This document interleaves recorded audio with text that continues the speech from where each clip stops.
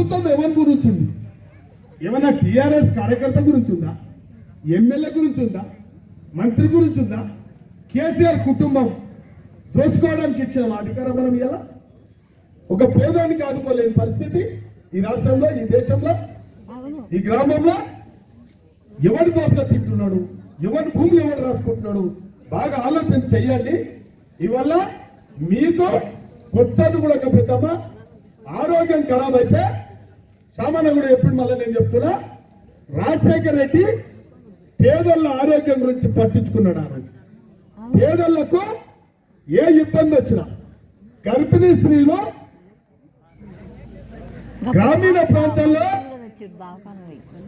ఆయాసపడే పేదలు ఉంటారు కాబట్టి 108 పెడితే 108కి ఫోన్ చేస్తే ఆ రోజు కుయ్యి కుయ్యి కుయ్యి అని చెప్పి ఆ రోజు వచ్చింది.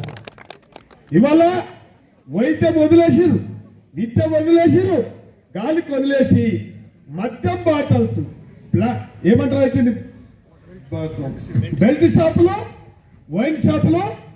కానీ ఉద్యోగాలు వేయడు. వయసులకు 3 నెలల ముందే నోటిఫికేషన్ వేసాడు. 3 నెలల ముందు పకడబంది వేసుకున్నాడు. ప్రజాతో పైసలన్నీ దించుకొని ఆయన గల్ల నింపుకున్నాడు. ఒకసారి ఆలోచన చేసుకోండి. బెల్ట్ షాపుల వల్ల, ఆ డూప్లికేట్ మందు వల్ల భర్తలు చనిపోయి మహిళలు చాలా ఇబ్బంది పడుతున్నారు.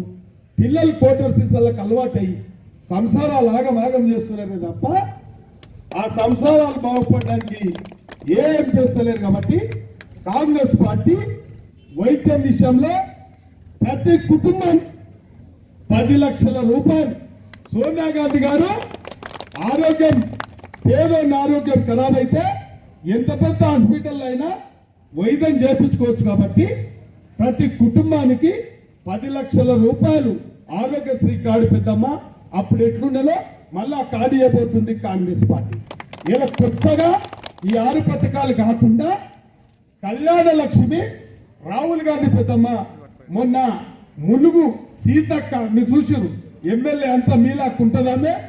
ప్రతి పేదోని ఇంటికి పోతా ఉంటుంది సీతక్క. ఆమె నియోజకవర్గానికి రాహుల్ గాంధీ వచ్చి ప్రతి ఆడపిల్లకు 1,00,000 రూపాయలు ఇచ్చి తులం బంగారం ఇవ్వాలని చెప్పి కాంగ్రెస్ పార్టీ నిర్ణయించింది.